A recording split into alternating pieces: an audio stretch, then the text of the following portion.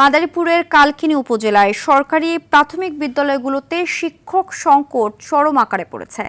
১৪৮টি বিদ্যালয়ের বিপরীতে শূন্য রয়েছে ১১৭টি শিক্ষকের পদ।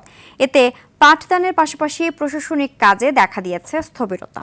এদিকে শিক্ষক সংকটে বেহাল দশা ভোলা সরকারি উচ্চ বিদ্যালয়ের। ২ শিফটে ৫৩ পদের বিপরীতে শিক্ষক আছেন মাত্র ২৬ জন, যার প্রভাব পড়েছে চলতি এসএসসি পরীক্ষায়।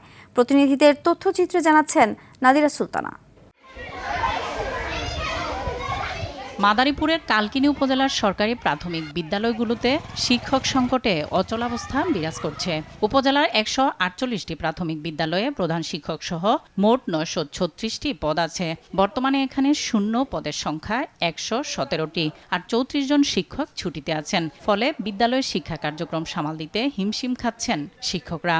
আমাদের এখানে এখন বর্তমানে আমরা কর্মরত আছি ২ জন শিক্ষক। যখন আমার বিভিন্ন দাপ্তরিক কাজে আমাকে আমার উপজেলা অফিসে যেতে হয়, বিভিন্ন কাজ করতে হয়, তখন দেখা যায় আমার ওই এক শিক্ষক সারাদিন ওই স্কুল চালায়। শিক্ষক সংকটের কারণে আমি কি করি, আমার ব্যক্তিগতভাবে একসাথে 2টা ক্লাস করতে হয়।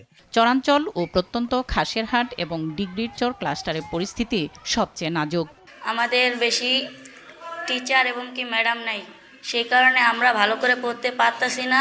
শিক্ষক নিয়োগ দেওয়ার ব্যাপারে সরকারের ঊর্ধ্বতন মহলকে জরুরি পদক্ষেপ গ্রহণ করার জন্য অনুরোধ করছি। এদিকে ১৯১৮ সালে কুইনল্যান্ড খ্যাত ভোলা শহরে ছেলেদের জন্য প্রতিষ্ঠিত হয় ভোলা সরকারি স্কুল। বর্তমানে একাধিক ভবন হলেও ব্রিটিশ সরকারের নির্মিত সেই ভবনটি এখনও কালের সাক্ষী হয়ে আছে।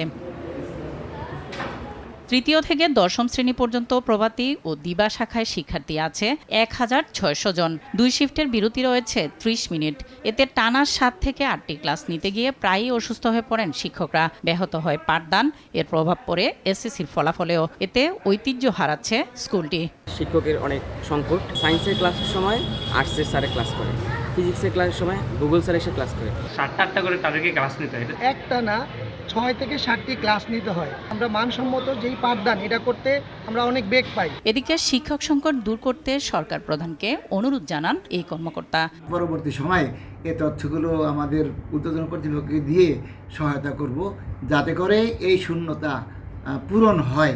শিশুদের মৌলিক অধিকার শিক্ষা নিশ্চিতে শিক্ষক সংকট দ্রুত দূর করার দাবি সবার। নাদিরা সুলতানা, RTV।